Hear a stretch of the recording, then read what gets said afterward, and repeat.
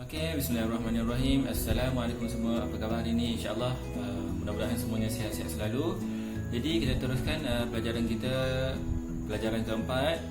Tajuknya Munakahat. Munakahat bahasa Arab, dalam bahasa Melayunya perkahwinan. Okey, hari ini kita akan fokuskan 3 perkara. Yang pertama, pengertian nikah. Yang kedua, dalil. Dan yang keempat, hukum nikah. Okey, yang pertama, pengertian nikah.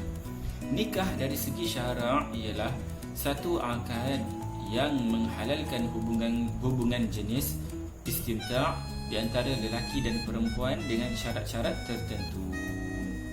Maksudnya nikah ni yang bila kita tengok waktu pernikahan, aku terima nikah dan semua tu kan. Bila kita lafaz je lafaz akad itu, maka apa yang sebelum ini haram, dia menjadi halal di antara hubungan lelaki dan perempuan. Contohnya yang si A suka dengan B, dia kawan. Bila kawan lelaki dan perempuan ni, nak sentuh tak boleh kan, nak salam pun tak boleh, berdosa. Tetapi bila sudah melafazkan akad nikah itu, maka melihat wanita itu, isterinya pun berpahala, menyentuh tangan, nak cium tangan pun boleh, semuanya halal. Itu dia maksudnya, maksud nikah.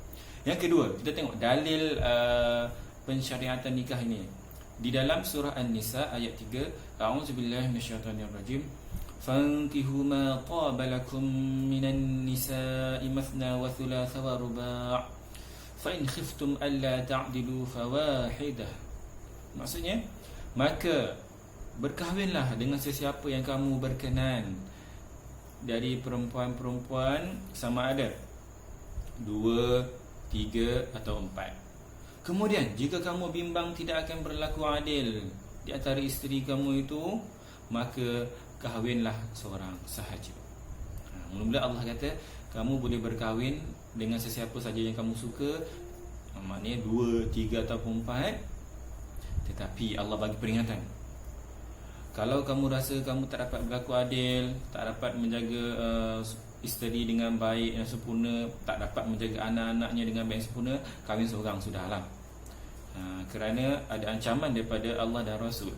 Nanti di akhirat nanti dia berjalan tempang. Orang lain jalan biasa je, dia jalan tempang sebelah.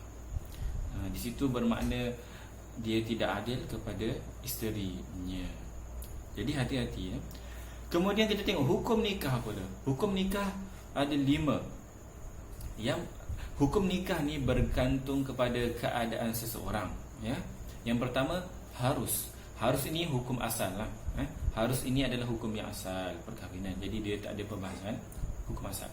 Yang kedua, sunat, iaitu apa? Bagi orang yang berhajat kepadanya, kepada perkahwinan, serta cukup perbelanjaan termasuk nafkah dan lain-lain. Maknanya orang ni dia perlu kahwin dan dia cukup perbelanjaan dia. Dia dah maintain dia punya kewangan dia, nafkah dia okey. Dia boleh berkahwin. Dan walaupun dia boleh berkahwin, dalam masa yang sama, bila dia tidak berkahwin, dia boleh kawal nafsu dia, dia boleh kawal dirinya daripada melakukan benda yang dilarang. Itu sunat ya. Wajib, hukum wajib pula bagi orang yang cukup perbelanjaan dan takut akan terdorong kepada kejahatan zina. Orang ni begini, dia dari sudut kewangan dia very good, dia dah plan masa depan dia, kewangan dia cantik, dan dia nafkah zahir dan batin dia okey.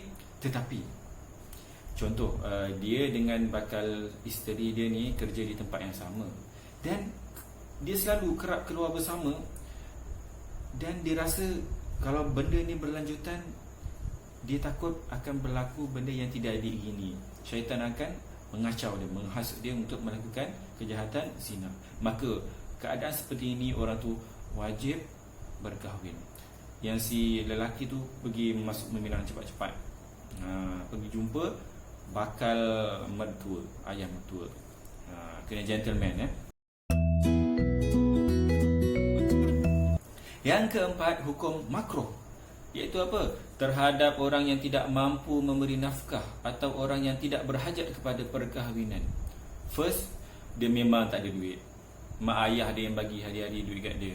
Tiba-tiba nak kahwin, mana boleh, makruh ya. Yang kedua, dia tidak berhajat kepada perkahwinan.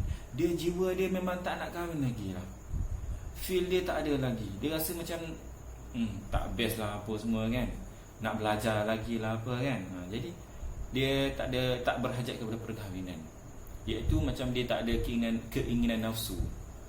Sama ada faktor semula jadi atau perkara yang mendatang umpama penyakit. Orang yang ada penyakit pun makruh Orang yang ada penyakit ni dia hendaklah berikhtiar untuk mencari penawar, sama ada lelaki ataupun perempuan. Dia kena berikhtiar. That's why makruh sebelum dia berikhtiar tu, kalau dia dah kahwin, makruh perkahwinan tu. Jadi sebelum berkahwin kena bersiap sedia semuanya supaya semuanya berjalan seperti yang dirancang. Dan yang kelima, hukumnya haram bagi orang yang berniat untuk menyakiti perempuan yang dikahwininya.